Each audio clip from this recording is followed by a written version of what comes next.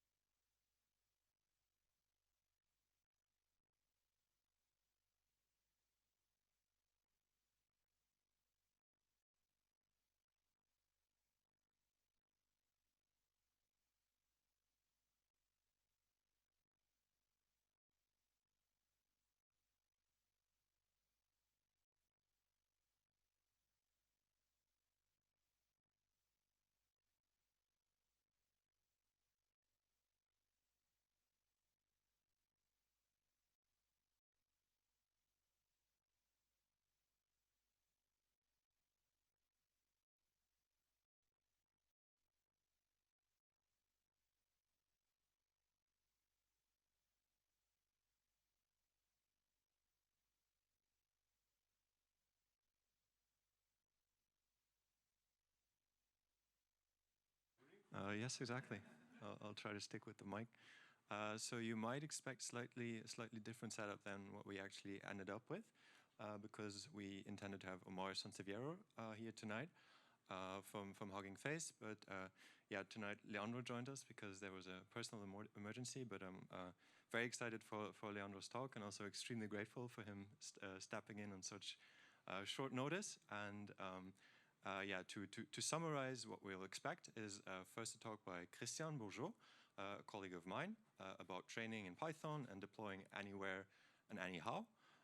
We will have roughly a 30-minute talk. There will be 10 minutes of time for your questions and respective answers. And after that, Leandro will talk about BigCode, a yeah, mighty open source project started at Hugging Face. With that, I would also say let's slowly get started with the talks. And Christian is first up, and he has a background in experimental particle physics. He did research in and with CERN for quite a while. And if you're one of these people like myself who sometimes get confused about the blurred boundaries between data science, data engineering, and software engineering, Christian is your guy, because he's done it all. He did all of these roles in many different companies, and he knows what's going on. Since almost 2 years now, he works at Quanco, and for the past year and a half, roughly speaking, has been following his passion when it comes to building data science tooling with a clear and short path towards production. In particular, he's been focusing on the ONNX tooling and ecosystem, of which he will tell us now more. So give a warm welcome to Christian.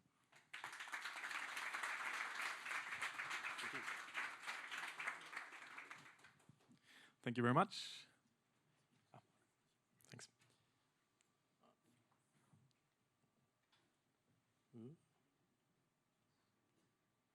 Did this just... Sorry, I see different slides here than you guys see over there.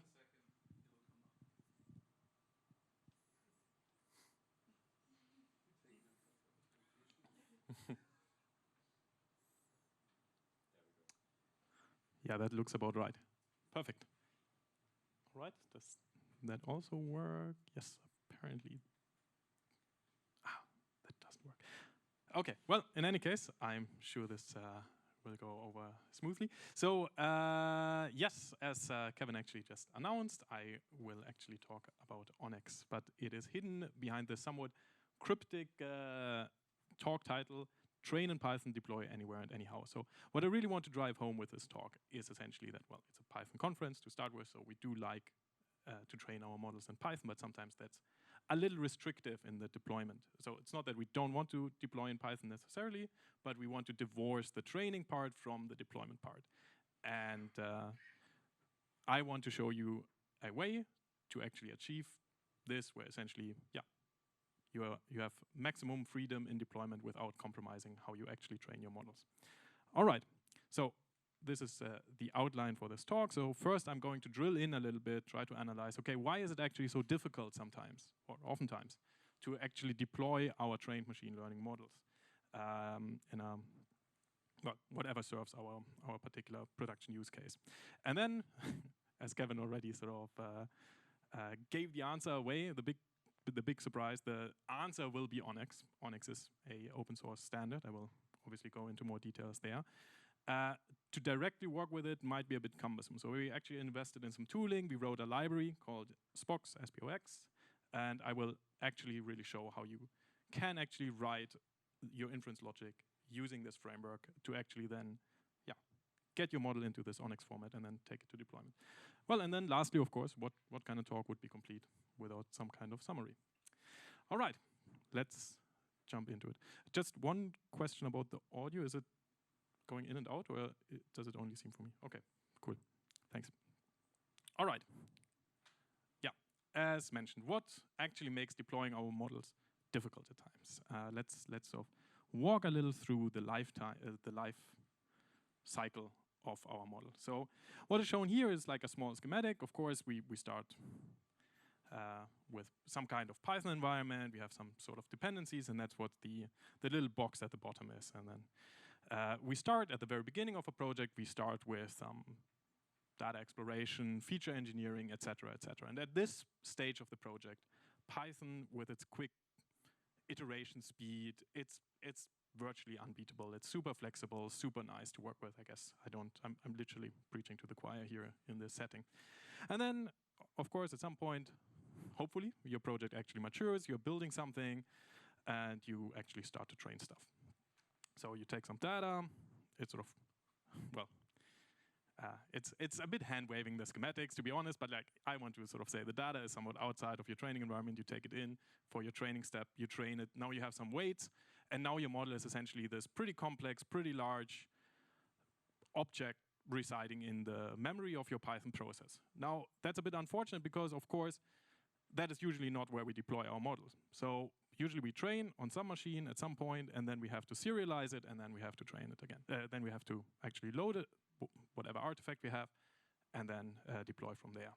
So that would look something like this. One recommended way to do it, according to the scikit-learn documentation, would be, okay, you have your pipeline, it's all trained, you just pickle it, and that's your artifact. And then, who here has worked with pickle? Well, also great engagement, thanks. Yeah, so the problem with pickle, of course, it actually does a fantastic job of like serializing your state. It puts it into a binary file, but it's not self-contained by any stretch of the imagination. Essentially, you have to like recreate your training environment, and this is the reason why I'm sort of having this schematic here. Like your artifact alone is worth, well, next to nothing, because the actual logic for your inference is not in the pickle file. It is an environment that you have to provide whenever you load your pickle file. So that's a bit unfortunate. Essentially, you just have to hope for the best that whenever you load it, it still works with your environments. All right, yeah, and then of course, like based on that, if that is sort of essentially your workflow to actually get your model and take it to deployment, then, well, it may or may not work. So what may or may not work? Let's take a closer look. So we have our pickle, and yeah, if we now want to distribute our model, we want to take it somewhere else. Again, we have our weights in the pickle, but we don't have the logic. So whatever we ship, we actually have to ship the definition for the environment along with the pickle file. Again, this is not necessarily an unsolvable problem by any stretch of the imagination, but it actually makes it less defined, less standardized. How are we going to like communicate this information? How are we going to take it to deployment? And then sort of not necessarily orthogonal problems to that, of course, if we want to archive a model. Let's say we want to keep a model around for years. Okay, if we just keep the pickle file, again, maybe some security problems come in. We have essentially frozen dependencies, not good. Or another scenario would be, okay, we have two models trained at different points in time. Now we want to compose them into a bigger model. Maybe the dependencies change. Maybe we can't really use the pickle without friction anymore. Sad. Or something maybe a little more out of the beaten track, but definitely something we have on the radar is, okay, we have some particular intellectual property that sort of goes into the training process, how we actually build the model, that we don't necessarily want to expose to whoever is actually deploying the model. And if we have a pickle, then it's very easy for information to either sort of accidentally slip in because it's difficult to separate and it's very generic, very automatic, or the other way around. Sometimes it's, yeah, it just it has to be there just because we have to actually provide again, rebuild the training environment. Not unsolvable, but cumbersome to solve with the existing tooling. And then, well, using Pickle, of course, still sort of ties us to Python. Sometimes we love Python, yeah, but sometimes the performance really is not that great, especially if we want to go like multi-threaded or something. So it would be great to be able to actually execute our pipeline in something a little more performant.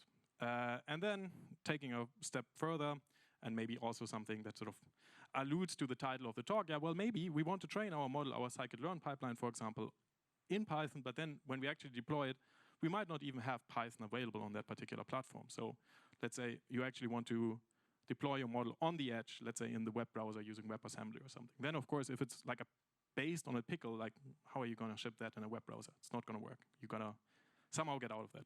So now this is slide number 4, and I am slowly but surely, hopefully, motivating you that actually the status quo of just pickling your trained models, not that great. So yeah, why is it actually so hard? I mean, we have been shipping software for like decades. We have been versioning software. We have been archiving software. What is the problem with machine learning? And like why is it so much harder to take it to deployment? It's not that it's just bigger. It's actually something else. So let's look at my little schematics here again. Let's look at the use case for a non-machine learning case. We have our source codes. We compile it. Let's say it's some C. We compile it with GCC. Doesn't matter. We get an artifact out of it, and when we now actually execute this artifact, we don't need GCC, the compiler, to actually run the artifact. We sort of get an artifact that fundamentally is outside of the compilation environment or training environment, whatever you want to call it. And yeah, as a reminder, this is what we have. We have our training environment, then we have this big pipeline, and at the end we get an artifact that we can write to disk, but it's fundamentally tied to the training environment. So the audacious thing that I want to do is this. I want to introduce some vague step into the pipeline, magic. And now we get an artifact, and the artifact is not any longer tied to the training environment. It's outside of the training environment. Like, if you like, we have our trained model, it's in the Python process, and now we compile it into something that is self-sustained, self-contained and independent of whatever we just had. All right, and then, again, the name was mentioned a few times. That sort of artifact here is ONNX. ONNX is, the name is a little misleading. It's Open Neural Network Exchange, but technically it's not only for neural networks, it's for your, and also it's not only for the regressor, it's for your entire pipeline with feature engineering and everything. So think of it just as a file format to actually store your trained model, period. It does, like your trained pipeline, not like, it's all encompassing, ideally. All right, so let's motivate this a little further, like why would something like this be great? So we could, for example, have a scenario where we train maybe our model in PyTorch and we export it to ONNX. We train our model using a scikit-learn pipeline. We export it to ONNX or TensorFlow, whatever. And then we have this universal standardized file format, and then from there, doesn't really matter where the model came from, we can actually deploy it. And I'm going to show an example of what this deployment would actually look like in a second. But essentially, usually it always works this way. We have a particular piece of software called a runtime that takes this binary ONNX model definition, loads it, gets it ready for inference, and then we throw input data at it, and we get essentially the result back. And now here, honestly, it's not particularly mature yet, but of course, given the venue, I couldn't help myself but actually put the latest addition to the ONNX family here on the slide. A project by Google that also essentially provides one of those runtimes. Honestly, I have not tried it yet, but it's out there. All right, let's take a closer look what it actually means to sort of deploy a model like that. All right, the common runtime, or the most commonly used runtime, is actually a project maintained by Microsoft, aptly called ONNX Runtime. And on the next slide, I'm going to show how it works. And for that, sort of the model, let's say, the thing in the middle is the ONNX model.ONNX file. Okay, so in deployment, it would look like something like this. You import your runtime, whatever. In this case, again, the ONNX runtime, but could be Jack's runtime or your own. You create your session. Essentially, you load the model. It gets ready. At this point, you don't know necessarily data yet, and this is reusable. And then you have this, well, this little wrapper to give it a more explicit, presentable API, where essentially you give some inputs, you throw it at the session, and you get your predictions out. That's it. And again, as you can see on the slide, you don't import scikit-learn or TensorFlow or whatever. This is technically everything you need. You can completely forget about however you build your model. It's completely independent. And it doesn't necessarily need to be Python. This is a C++ project with Java bindings, etc., etc. All right. All nice, all nice. But maybe the elephant in the room, the magic step. It's great. Okay, so there is some kind of file format. If we get there, okay, everything is fantastic. Our deployment will be fast. It will be simple. It will be maintainable. Great. Everything we have to do is just some magic. So what is the name of the game if we sort of want to do this? So again, we have our model. It sits as a complex object in our Python process memory, and now we want to compile it or export it or yeah, okay. Essentially, what we want to do is we want to take our inference logic and the state necessary for the inference. So not only the source code and not only the weights, both together into this ONNX file. Now, that sounds a little daunting, but honestly, it's really actually not that hard. But before we actually look at the details of how to do it, let's look a little deeper at what actually ONNX is. All right. So first and foremost, ONNX itself is really just a standard. It's not an implementation or anything. It just defines how to store your trained pipeline. And it does that essentially by saying, okay, your model is just a computational, technically strongly typed, not that important for this particular occasion now, computational directed acyclic graph. And to look at it in a little more detail, okay, so the edges of the graph are essentially tensor. So X is an input to our model. Then we have edges, which sort of just show where our tensors go. And then we have nodes. They are operators. So for example, add, mul, matmul, etc. And then again, it's not only the logic that we want to store. We want to store logic and state. So it's very important to sort of note, okay, there's also a place where our state, our weights reside. So for example, in this example here, we have a bunch of constant nodes that take essentially values, etc., and yeah, put them into the graph wherever they are needed. What this graph is doing is actually not that important right now. And then, of course, all of this would be somewhat insufficient if there is not actually also a definition of what the individual nodes are supposed to do. So what the semantics of an add node, for example, is. An add node takes two tensors of type T and produces a tensor of type T. All right, so that is it. It's just a standard. Now, of course, directly sort of writing a graph structure like that for your inference, that would be quite cumbersome to directly do it. So instead, we actually take an abstraction that actually works really, really well. So ONNX, you can forget about sort of it being like a graph or something in the background. At the end, it just defines an API of just another tensor library, just like NumPy or whatever. It's just a tensor library API. And what we've done with our project, where we invested quite heavily into, called Spox, it's essentially a way that exposes this entire standard in something that looks rather familiar to NumPy, for example.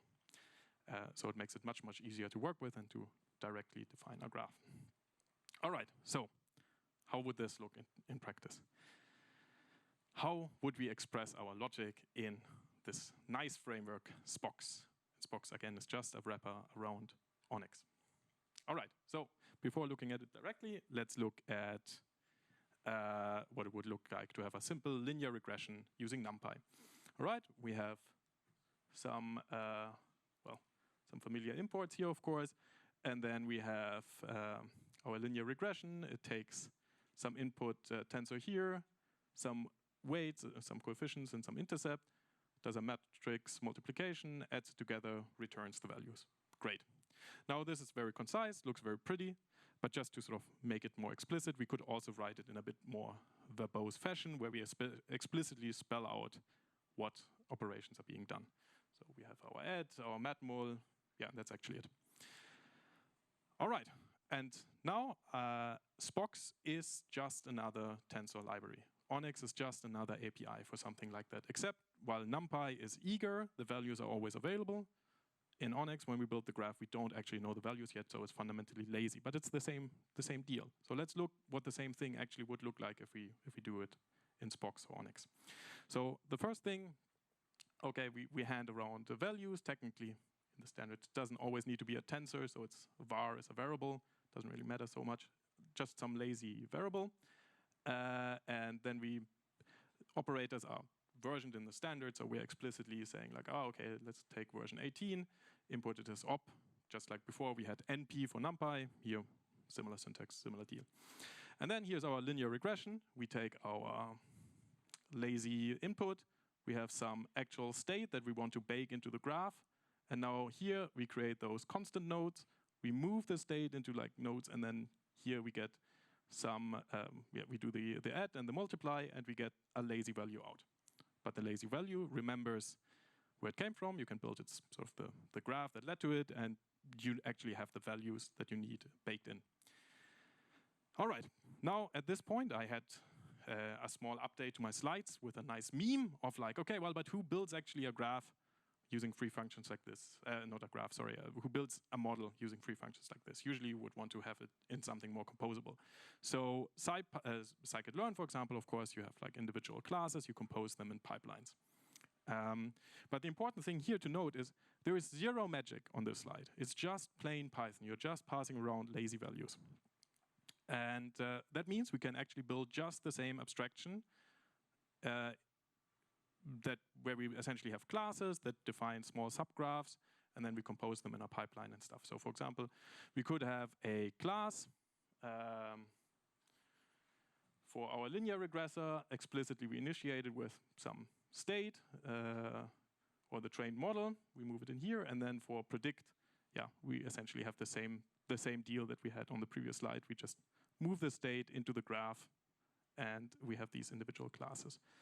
And yeah, then what we would need is some kind of way to actually look up, okay, this is the converter class for this and this class I want to convert. So for example, a converter function, you get your trained model, you look up the thing you want and return it, and then with that, you can essentially build like pipelines, and you can get the same composability that you would expect from scikit-learn. You can get it like essentially using this framework.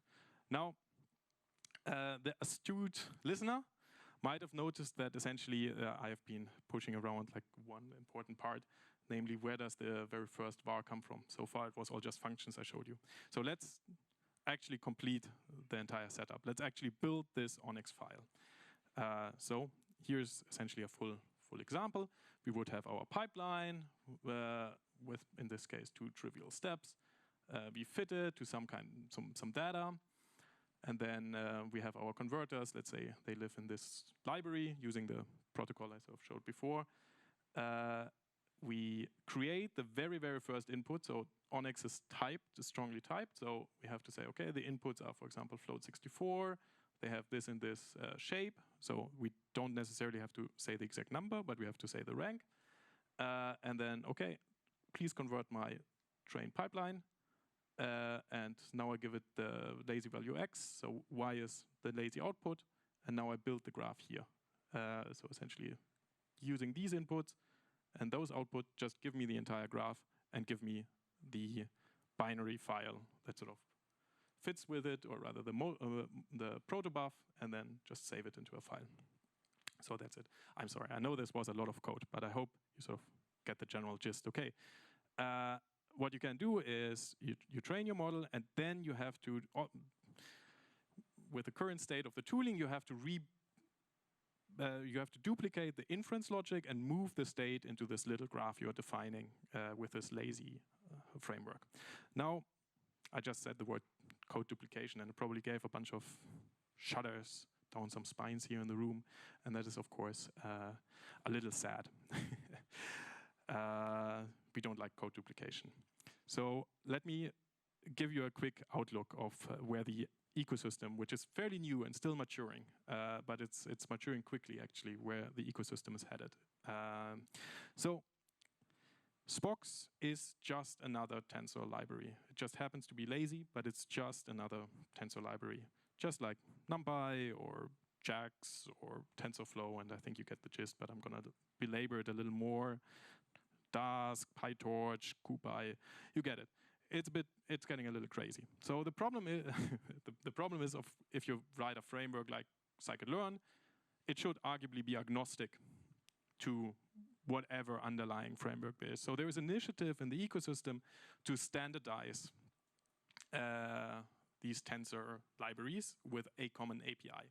So that essentially all of them have like a restricted like little submodule where you have like an array that supports a smaller API but a standardized API cipher so that it just works. So you could, for example, take scikit-learn, and they already actually started with the implementation following the standard that scikit-learn becomes agnostic to the actual library that you're using, and that would mean it doesn't matter whether you throw a NumPy array at it or a Spox-based array. It would sort of just essentially trace the exact code that exists in scikit-learn upstream, and at the end, for NumPy, you get a NumPy array.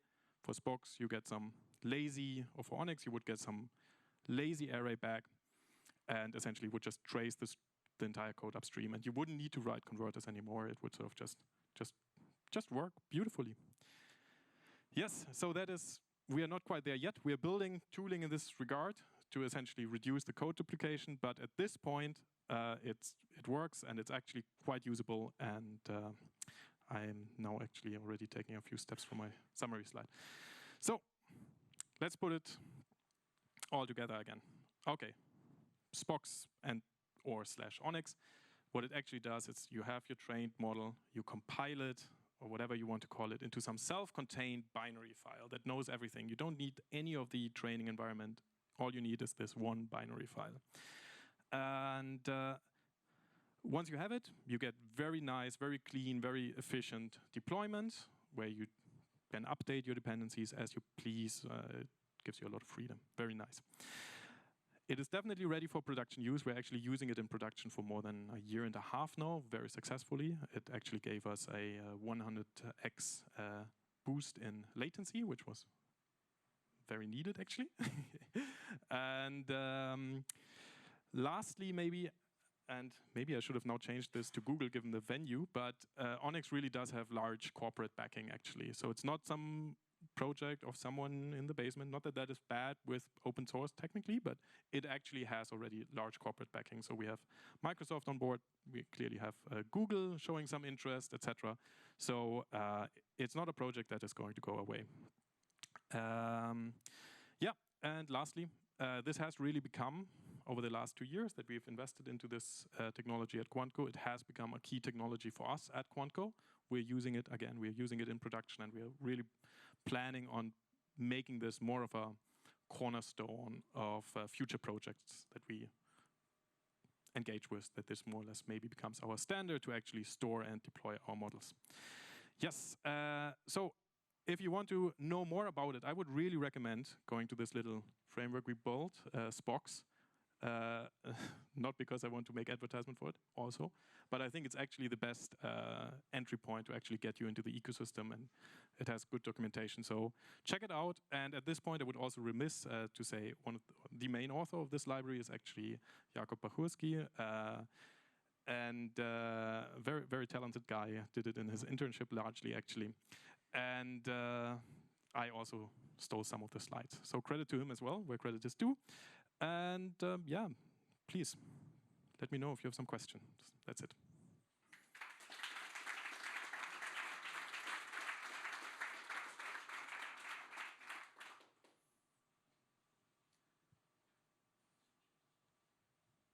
Yes.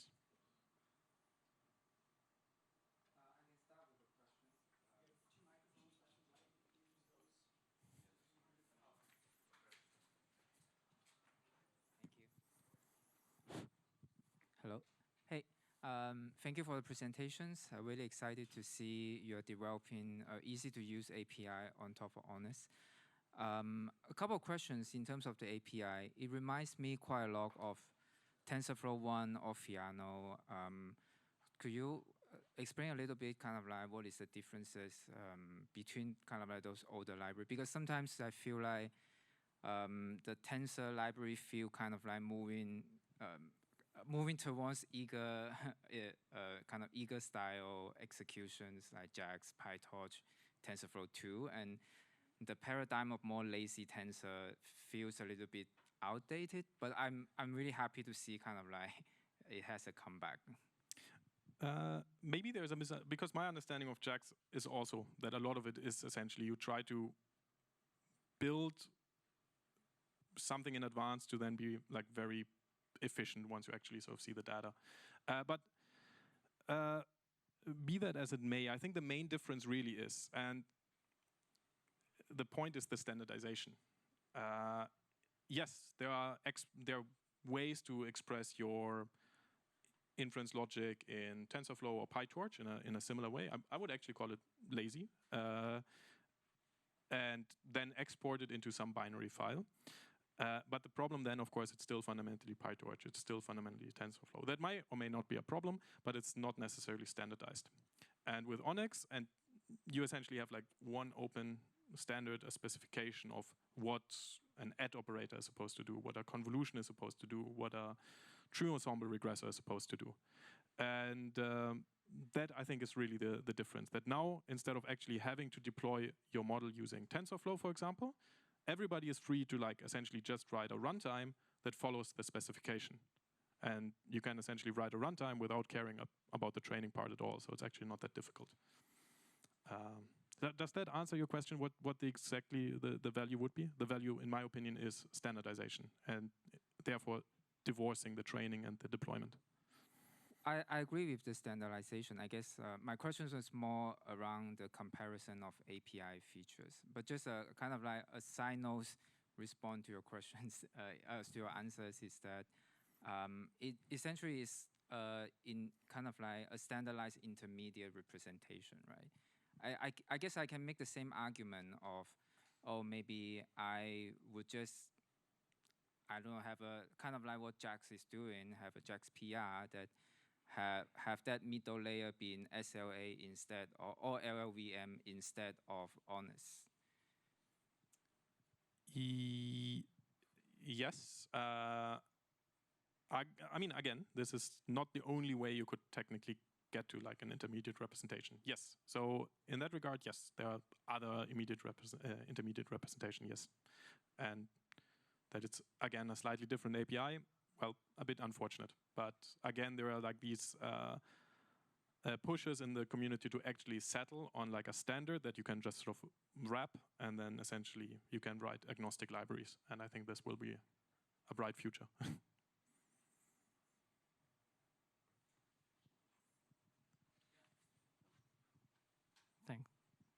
Thanks. My question is, tomorrow I have a team meeting and my boss will ask me, sure, that sounds nice, but which pain is bigger? Like making it run without ONNX, or actually the conversion to it? And I think I mean, I don't like pain, so I will I will choose the lesser pain in this sense. What can I tell him? Yeah, I mean, I can kind of tell you how we got to this. So, and when we actually got to this, the tooling was not that great. Not that great. It's much better now. So, how we got to it? Like at Quantco, we essentially, our sales pitch is, okay, we build like really good like machine learning models, and this is our pitch to our clients. Like, you get the best models you can possibly get on the market. Now, we did that, and the model we were building was essentially required for like some web API service with strict latency requirements. And the problem was, okay, when everything was said and done, we had a fantastic model, statistically speaking, but it was way too slow. The latency was just way too, like a factor of 10 above what we actually needed. And at that point, of course, we had like two options. We could either backtrack on our pitch and like, well, okay, let's boil down the model and not make it that awesome anymore, statistically speaking, but meet the latency requirements. That's a difficult pitch. Or we somehow, after pulling all the tricks in the book, actually somewhere find this factor 10 latency improvement. And back then, our pipeline was essentially based around pandas and a scikit-learn-like pipeline. And well, the boiling down models was really not a way we wanted to go, so somehow we needed to get this faster. And the idea was, okay, if we can convert our pipeline into an ONNX pipeline, everything should work out. So then actually that was a lot of work because the tooling was really not there yet at that point. And that's sort of why we actually invested in it. And with the lessons learned, we built this Spox library. And yeah, ultimately we got a factor of 100 latency. So sometimes, or then, like about 2 years ago, it was, okay, we really needed to get this faster, and this was like the only like obvious way. We also didn't want to tell like the data scientists to use a completely different tool, or we didn't want to go down a route where they build a model and now we have to like translate the model and manually write it in like some compiled language every single time with like months of work. That's also not feasible. So we came up essentially also with this way of like essentially writing converters for each of the classes so that it's just composable. And now we are at actually a point where if there is a model update, it's no problem. Actually, building the ONNX model just runs in CI. It doesn't matter if there's like a new class somewhere or like something got rearranged or whatever. It just automatically always serializes to a ONNX model. So at this point, honestly, the tooling got much better. The pain is not that great. And I did not mention it actually explicitly, but if you actually build a scikit-learn pipeline, okay, my slides are gone. There is actually if you look at the Spox documentation, there are some projects already out there that essentially give you converters for scikit-learn, and you can wrap them sort of with Spox because, yeah, in my humble opinion, it's just a much cleaner API. So you can actually get a lot of stuff already sort of pre-made by other open source projects. So honestly, the pain is not that big, as you may imagine. Thanks.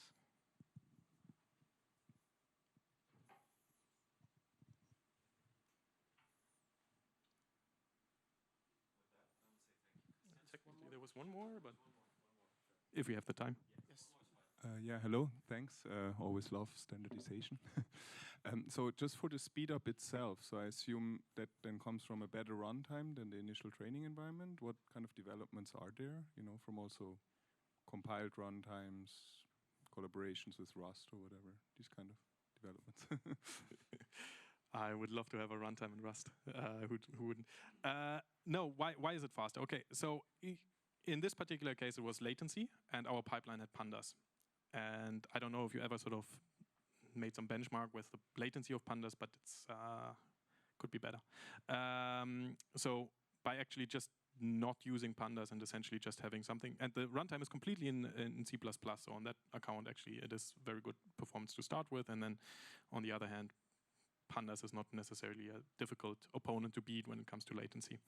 Now, of course, your mileage may vary. Like the runtime is actually always good. You have better possibilities for actually optimizing. Also, like for multi-threading, for example, the runtime may notice like, oh, okay, your graph is completely separable in like 2 completely independent subgraphs. And then, of course, they can easily be run multi-threaded, even though they may have hundreds of nodes each. And that's much better performance, of course, than if you were to, for example, try to multi-thread within a single node. So stuff like that. You have better optimization possibilities, and then depending on what exactly you look at your benchmark, are you looking at throughput, are you looking at latency, etc. But at this point, I think it's pretty safe to say it's equal or better than just the standard NumPy or pandas-based stuff, always.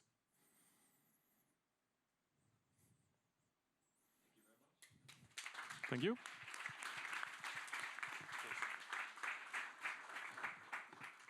With that, we would then get to our second talk by Leandro. And Leandro graduated from ETH, majoring in physics, not too long ago. He's gathered experience in several data science positions, and he's also been a lecturer at the Berner Fachhochschule.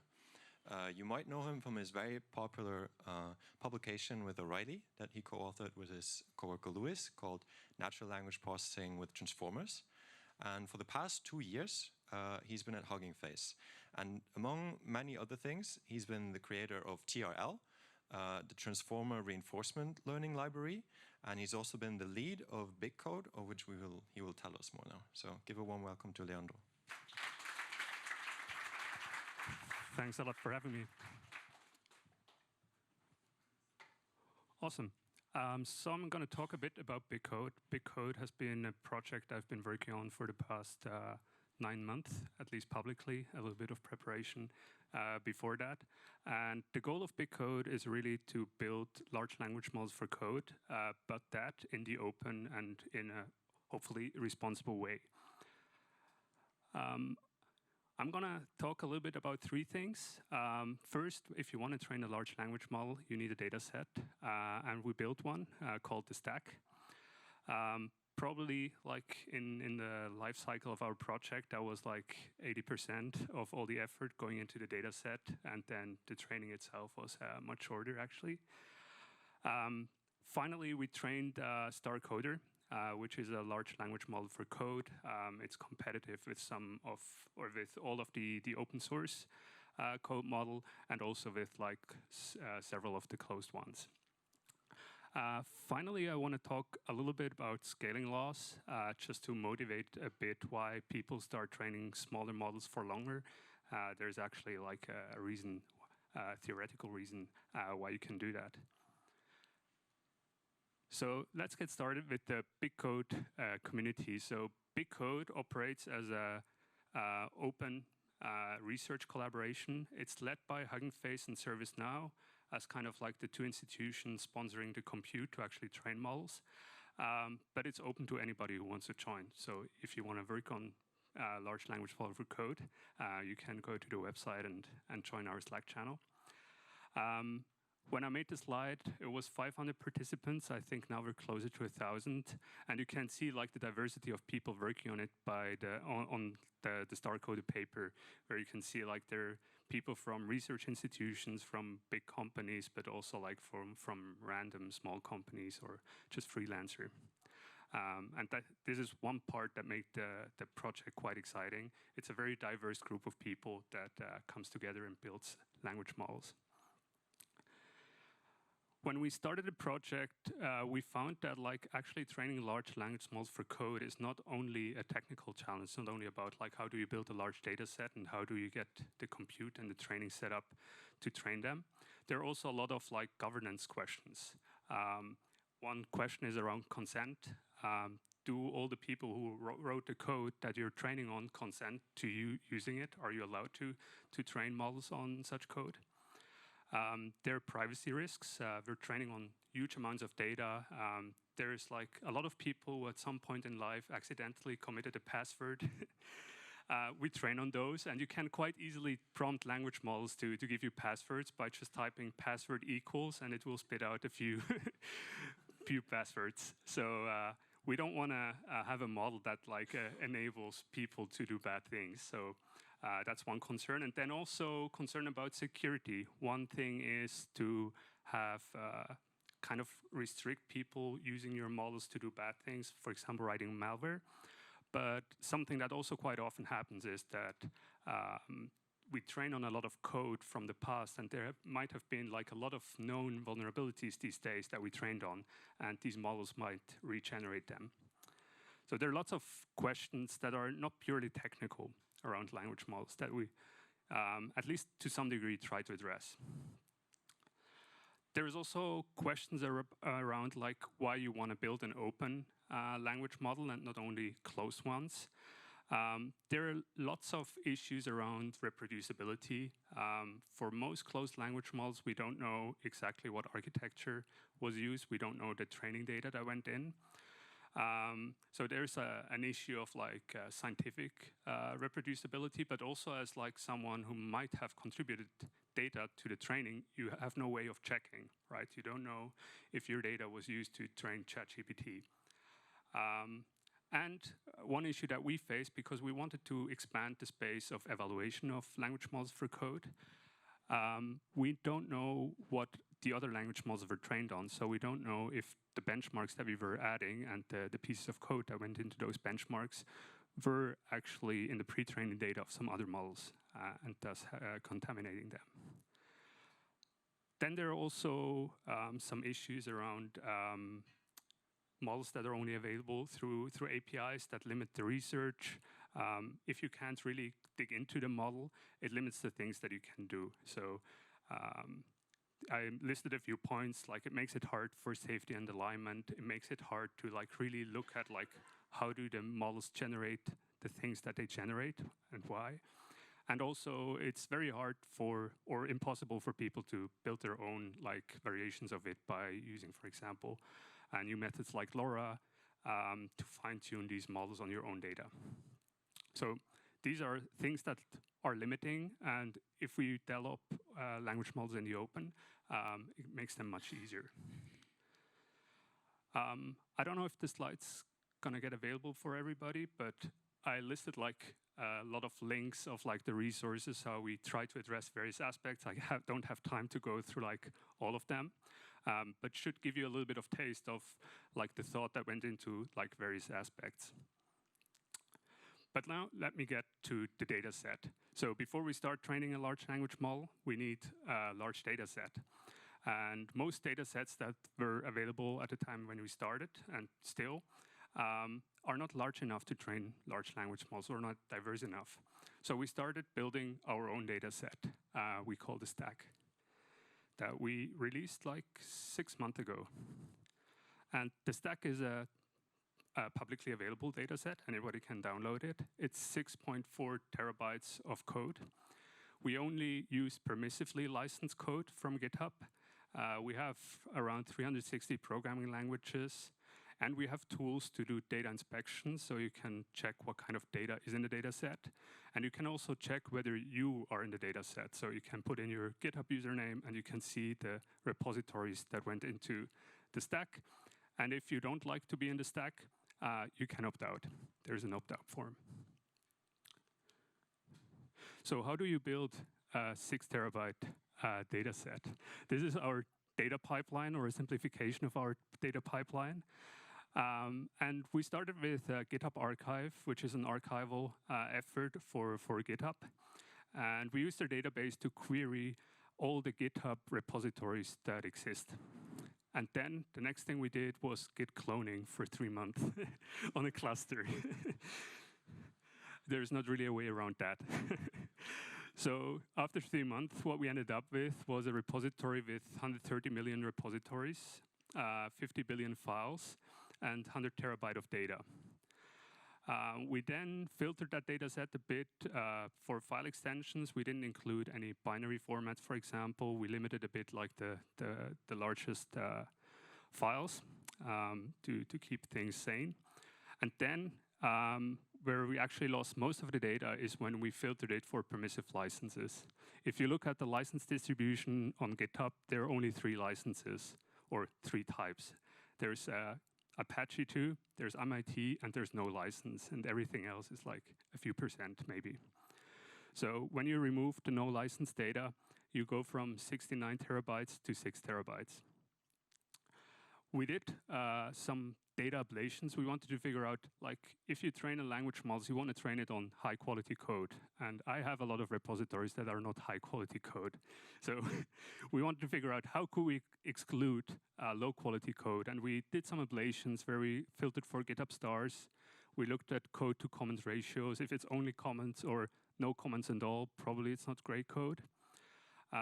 We also looked at how efficient the tokenizer was on different files to figure out if there may be hashes in those files that we don't want to train on. What we found is nothing really matters. The one thing that makes things worse is filtering for GitHub stars. That makes the model worse. The only thing that makes it better is near deduplication. So which is nice. It's language agnostic. We can apply it to the whole data set. We don't need to know anything about any of the languages, which is different to, for example, code to comment ratios, where you need to know if you have 370 languages, how do the comments look like in each one of them? So we applied near deduplication, and we released both versions of the data set on the Hugging Face Hub. So people who don't trust our near deduplication pipeline or have other ideas, they're still free to do so. So that's essentially the data set that we built, and we continued developing it. These are 2 aspects of the data set. As I said, you can check whether you're in the data set. We have a space on the hub called Am I in the stack, where you can enter your GitHub username, and you can see on the right, for example, what happens when I enter my username.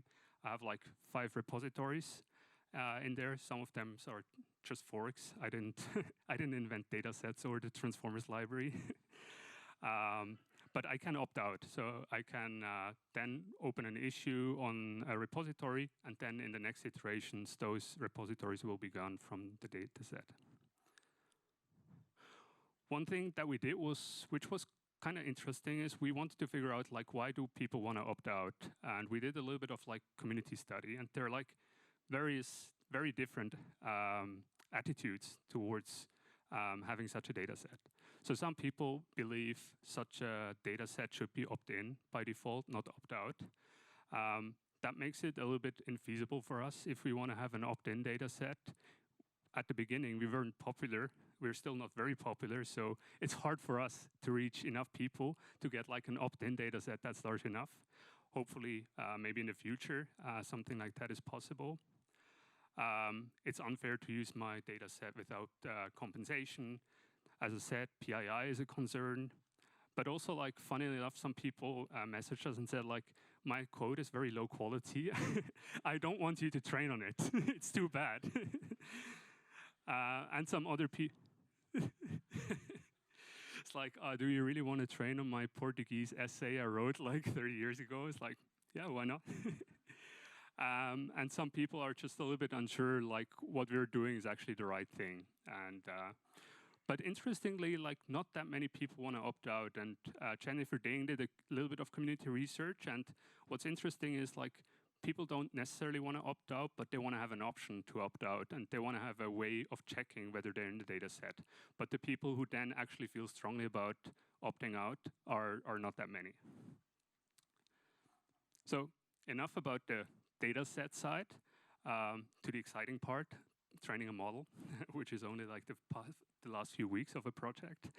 But yeah, StarCoder was the result. So we wanted to train a large language model on that data set. And we didn't take the stack as it is. We filtered it a little bit further. We also released the stack as like a research object, so artifact. Other people can do other things with it. But we applied even stronger near-deduplication. That was a little bit of a risk. We weren't quite sure if that would pay off, but the signs were good. We also did more language selection. So there's 370 languages, and there's always a question around like how much capacity does a language model have to learn like different languages. So maybe if you train on 370 languages, you actually get worse on the main languages that you're interested in. So we were a little bit in the middle. We trained on almost 90 languages and excluded a lot of languages that are more like config files or data.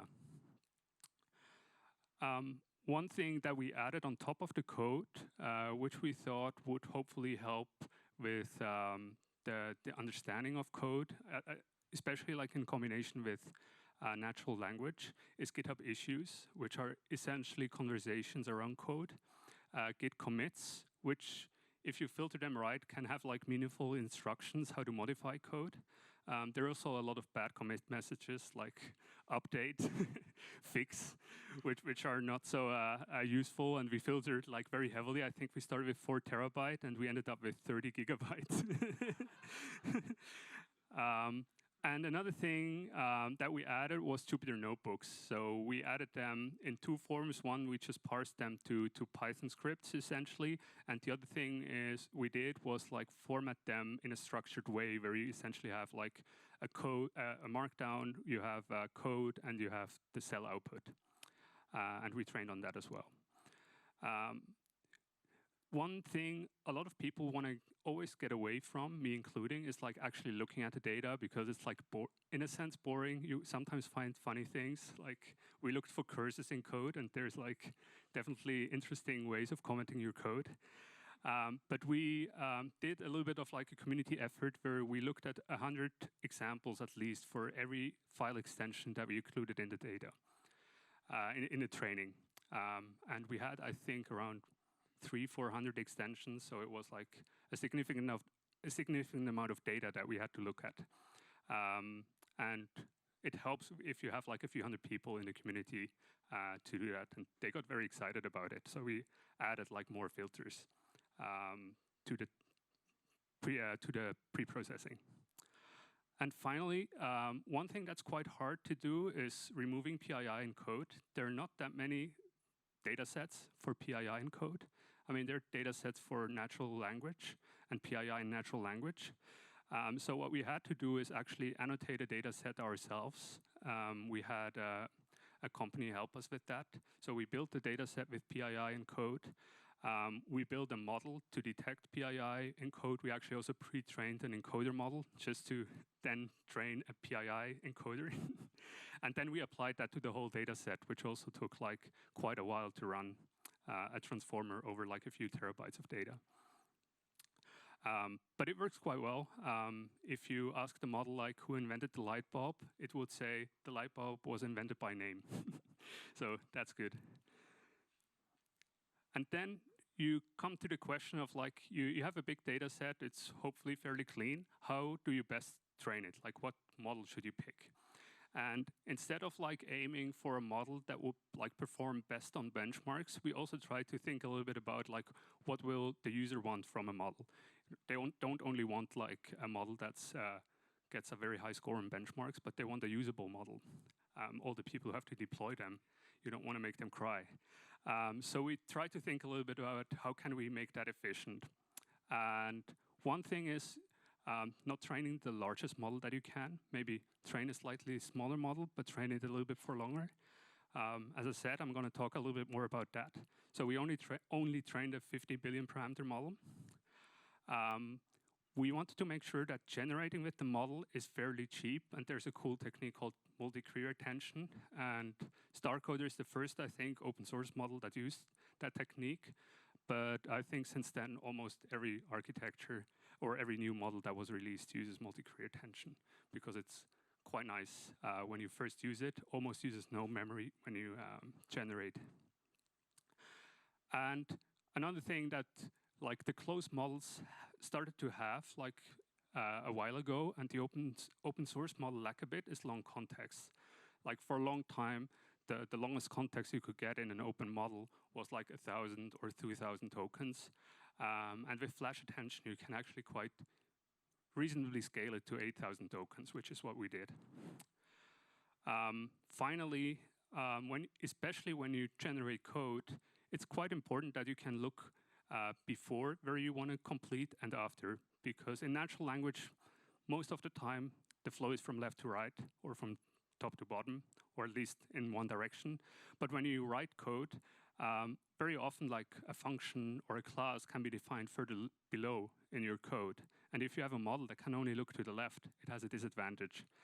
And there's a cool technique which allows autoregressive model to look on the right. It's called fill in the middle, where you essentially just like parse the inputs a bit and you put like the thing that comes next before, so the model can generate like what comes in between.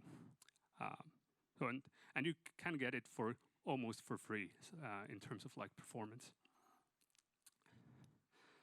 And that's what we did. We had the architecture figured out, so we started to train. We used the Hugging Face cluster to train this model. We used 500 GPUs for roughly 3-4 weeks. We had to distribute the model. You can't fit it on a single GPU for pre-training. So the TP, PP, and DP, for those who don't know, are like different ways of sharding the model. Pipeline parallelism is essential. PP is pipeline parallelism, so you distribute layers across GPUs. TP is tensor parallelism, where you shard one layer or one operation across GPUs. And DP is data parallelism, where you essentially create replicas of your model and you train in parallel. And we trained for 1 trillion tokens, which is very similar to what the Llama models did. The Llama 2 models trained it for a little bit longer. And we used our own fork of Megatron to do it, which included multi-query attention and flash attention. And as you can see, the training was quite smooth. We didn't have any divergences, as other people have experienced. I don't know if anybody ever looked at like the OPT logbook from Facebook, where they train the large language models. It's 100 pages long with all kinds of tricks, like switching the optimizer in between and like rewinding for 100 steps and then going back. We didn't have to do anything of these things. The reason the plot is multicolored is that we have hardware failures. So sometimes a node goes down and we have to restart. But I think half of the time it was automatic, and the other half it was voluntary, where we knew some node was fishy and we just restarted it. But besides that, we didn't have to do much babysitting. And we built 2 models. So star-coded base is essentially the model I just talked about. It's trained on 80 languages for 1 trillion tokens. Since most benchmarks are in Python, we thought, let's build a model that's strong in Python as well, just to show like how good you can get if you train a little bit longer, just 30 billion tokens, so 3% of the pre-training budget on Python to see how much you can improve. And this is the evaluation. So human eval is one of the classic evaluations for code models. It's essentially you get a function name, and you get the doc string, and the task of the model is to complete the function.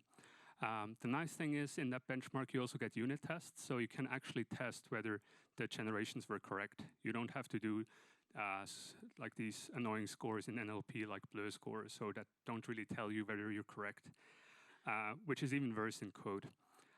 So we can actually execute unit tests.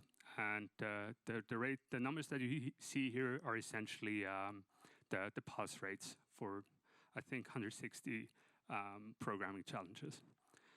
And you can see a lot of open source models like Llama. They're not particularly good at coding because they didn't train much on code. You can also see some of the closed source models like Palm, or one that's interesting is Code Cushman. It's probably the model that was used in Copilot at the very beginning. Nobody really knows because it was never disclosed, but based on some reverse engineering, probably Code Cushman was initially Copilot.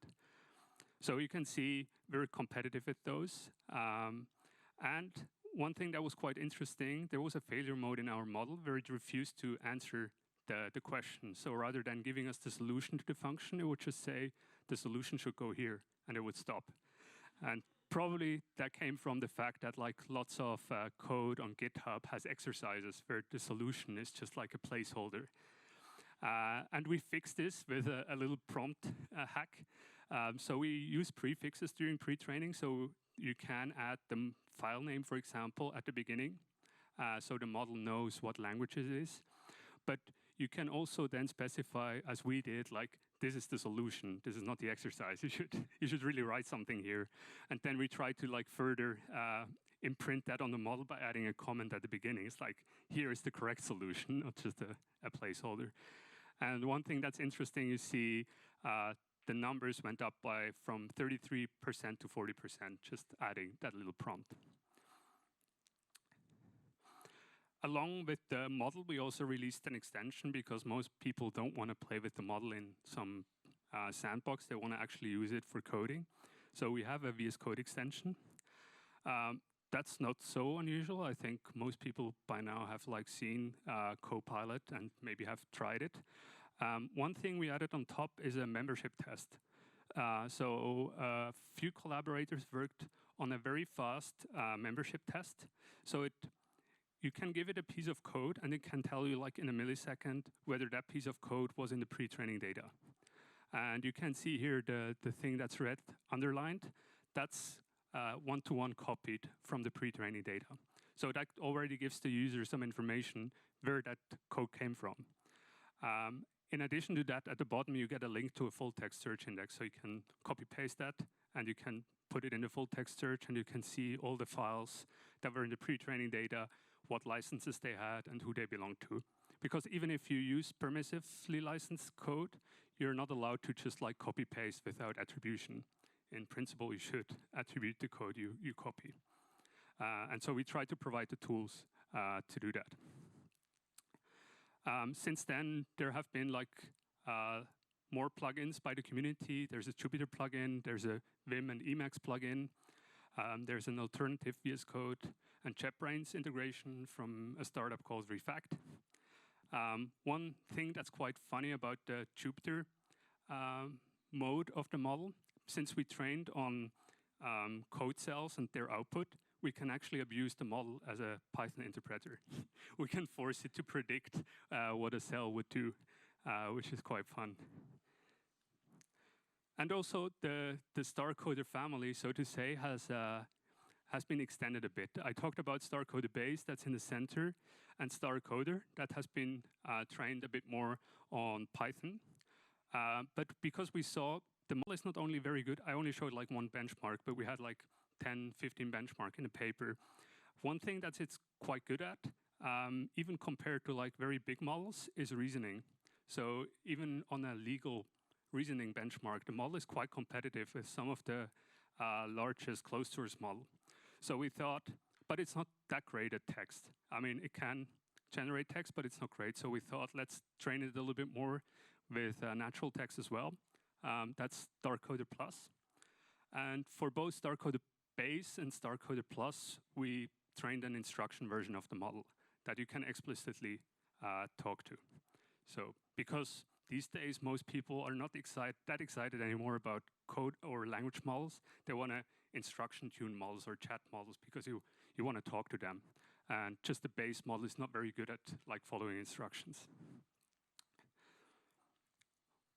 Maybe just a small side note. One thing that was quite surprising is that even without the instruction tuning, you can get the model to talk. So one thing we tried is there has been a prompt from Anthropic called the HHH prompt. It's the helpful, harmless, and honest prompt. And it's just like a long list of examples of a conversation. And we kind of adapted that to more like, we call it the TA prompt, the technical assistant prompt that's more focused on coding questions and answers. And you can see on the left, it's just a list of conversations between an assistant and a human. And if you prepend that to the raw model, you can then talk to it, which was quite surprising when we first tried it. You have like a model that has been trained to predict the next token in code, and suddenly you can talk to it without any fine-tuning. And for example, on the right is an example where I asked it, give me a Python code that tells me what the weather in Bern is. And it wrote a piece of code that did that. But of course, we then also, as I said, explicitly fine-tuned it to chat. It's much better that way.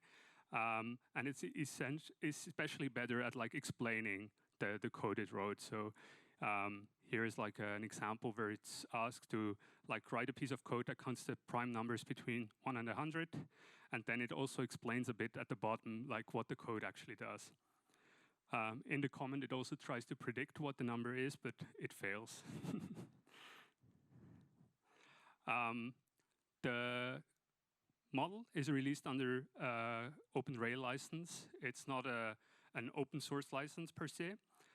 The main difference is that it comes with use case restrictions. So, for example, you can't use the model to extract PII. We tried hard that you can't do it, but I'm sure like if people try long enough, they'll be able to still get something out of it. You're also not allowed to, for example, generate malware with the model under that license. But besides that, you're free to like train it on your own data. You're free to use it for commercial purposes. That's all good. The main thing is ethical use case restrictions. How are we for time? Have a few minutes. Cool. Yeah, I just want to very briefly talk about the chinchilla trap and Harm's law. Harm is one of the collaborators in BigCode, and he did an interesting analysis on the scaling laws. Who here has heard of scaling laws for language models? A few people. So in very simple terms, the scaling laws give us like a recipe. When you have a certain amount of compute, you say, I have 1,000 GPUs for a month. The scaling laws tell you what's the best ratio of like model size and data set size you should train on. So maybe if you have 1,000 GPUs for a month, maybe you should train like a 30 billion parameter model on 1 trillion tokens, something like that. So it's like a recipe that tells you if I have that much compute, that's the kind of model I should train. And these scaling laws have evolved a bit. Initially, there was a paper from OpenAI now called Kaplan scaling laws. And they said, like, if you scale, you should scale the model 5 times, and you should scale the data 2 times, like if you get more compute. And that's kind of the recipe for GPT-3. It was a 170 billion parameter model trained on 300 billion tokens. A year after, DeepMind did a study around a model they called Chinchilla, and they derived new scaling laws. They found some issues with the first iteration, and they found actually you should train for longer. And so Chinchilla is a 65 billion parameter model trained for 1.6 trillion tokens.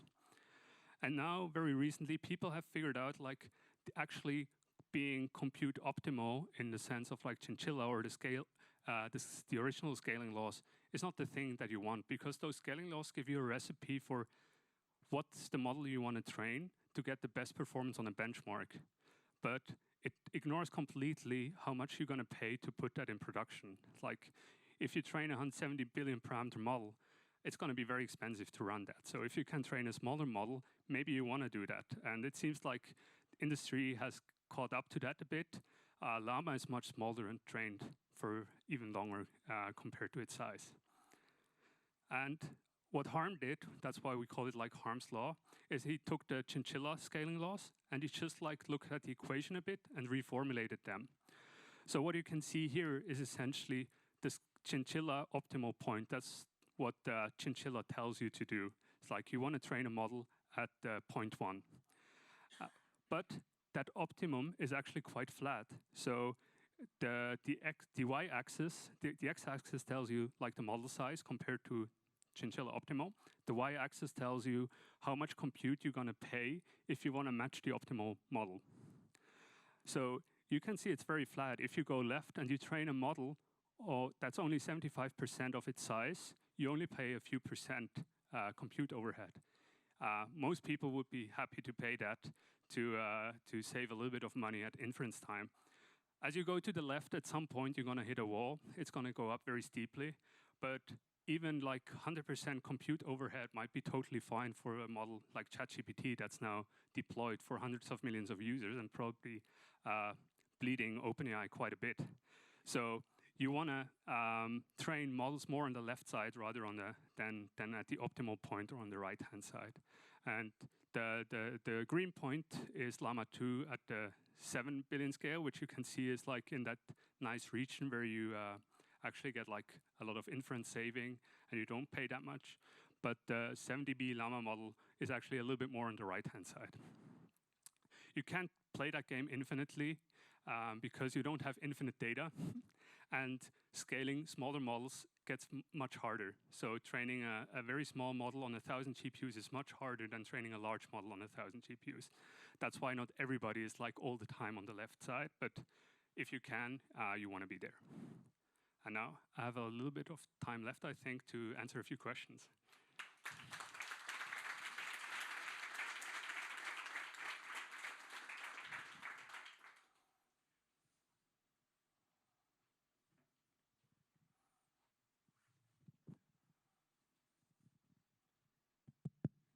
Thanks very much for the talk. I have 2 quick questions. So the first one is, I think you showed your evaluation comparison with other models. And you also mentioned that you did a bit of prompting in order for it to work. So did you do prompting during training? Yeah, so you also did prompting during training. Did you? No? No. Okay. So the prompting that we did is more like the things that the model naturally saw during pre-training. Here. So you see like the prompt, the first line, which the file name, that's how we pre-train. So we sometimes prepend the file name during pre-training. And the second line is just a code comment in Python. So that's more like prompting in the sense, like natural code comments that the model would see. I see. And for other models, you don't do prompting at all? We tried it for a few models, but it didn't work that well. But also, we didn't have time to like trying to optimize all the other models. We saw that weakness, and we reported both numbers for fairness, so the prompted one and the unprompted one. I see. Yeah, the reason why I ask because sometimes you find those large language models, prompting and non-prompting is totally a different story. Yeah. Yeah, I see. And for the second question, so you mentioned you touched upon the amount of data, and it really matters a lot. I want to. There's a recent paper from Microsoft that like textbook is all you need. Yeah. So they really put a lot of emphasis on the quality of the data. and they argue that the quantity doesn't matter that much, and as long as you really curate high quality data, and it works. So I wonder what's your stand on this? Yeah, I mean that's definitely true. It's like quality is always better than quantity, but it's hard to get to quality if you start with low quantity in the first place. So I showed like the stack is 6.4 terabytes. The actual data we trained on is 250 gigabytes. So we got rid of a lot of data along the way. No, actually that's not true. I think it's 600 gigabytes, but still like a factor of 10 of data that we got rid of. There's also a nice paper from some people at Hugging Face and other institutions about repeating data, because when you run out, the other natural thing you can do is like train 2 epochs, right? And they did some ablations to see like how far can you push that, and it seems like if you nearly duplicate well, so you get rid of like as much duplication as possible, you can train 5 times before you notice like a performance degradation, which is always a little bit funny in my head. You first like deduplicate and then you duplicate again, but it's a little bit about like you don't want to have the natural duplication, which is like a million config files. But you want to have like diversity, so you get rid of those and then you duplicate like uniformly around like what you have left. Thank you. Yeah, you're welcome.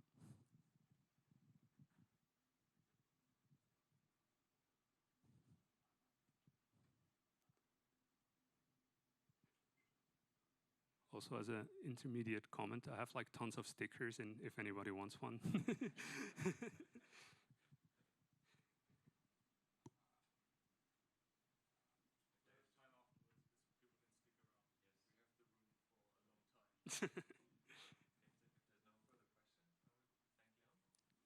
Thanks a lot for having me. Now we would have 2 short announcements to make, and the first one by Joel.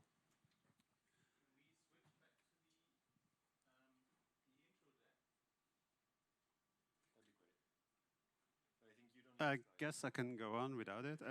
So the first thing I want to announce or advertise is on the 21st of September. There's going to be the 6th edition of the Swiss Python Summit, so a very large conference on Python. It's going to be held at the University of Applied Sciences in Rapperswil. So you should check out the website. At the moment, we still have early bird tickets. And soonish, we're going to release the program, and then we're going to increase the price. So now is a good time to get a cheap ticket. Second announcement. Cool. Is the clicker live? It is. Yeah. Awesome. Edo, do you want to come up as well? Cool. Come on up. So, awesome, because he gets the credit for starting the thing. So we have recently started Python Sprints here in Zurich, and it's a meetup that is all about contributing to open source and giving back to the community. Like, I guess many of you will be practitioners that use the amazing open source libraries that folks put a lot of work in your job or maybe your spare time as well. And so yeah, if you looking for ways to give back and help out those maintainers that often don't get paid, then come along to Python Sprints. We've had one sprint so far. We're planning another one for after the summer break, probably September. Stay tuned. In the meantime, if you want to get notified, we have a meetup group which you should join. We have a Twitter and like a landing page as well on GitHub. And Edo, anything you want to add? Come and join us. Awesome. Yeah, so the previous one we were contributing to scikit-learn, but yeah, there's plenty of other projects, and obviously happy to take suggestions. And important. If you know maintainers that are based in Switzerland, we would please let us know, and then we can run more events. Cool. If we skip to the, I do want to make another super quick plug. If you want to give back even more, so NumFOCUS is the not-for-profit that is behind PyData, and NumFOCUS actually supports open source projects and the packages that we all use every day, also financially. So they provide scholarships for maintainers and other support and these kind of things. So if you, or even better, ask your boss if your company would consider sponsoring, NumFOCUS takes tax-deductible donations, and there's a couple of other ways to contribute. So if you feel so inclined, check numfocus.org, where you can read much more. Awesome. I'll hand back to Kevin. A very smooth transition. Thank you, Florian. And with that, we're at the end. The last few words that I would like to address is thanks so much, lovely Ben, who's sitting over there, who made all of this possible. Please give a warm applause to him. Also, thanks a lot to the friendly faces behind the desk. Your support is much appreciated and necessary. Thanks so much to you too. Welcome for them. An applause for them as well, please. And then with that, we're at the end. If you like this, consider getting a part of this. Consider helping us organize. Contribute with talks. Maybe your employer would like to host us at some point for a future edition. Maybe help us organize. And also, if you did not like it, try to make us better. Maybe that'd be great if you could help us out. We don't have the next edition scheduled just yet, but we're in the process of doing that.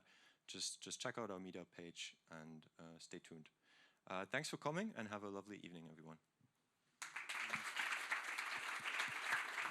Yeah, and just to clarify, so we're not going to kick you out if you want to chat more to the speakers, to the organizers, amongst yourselves.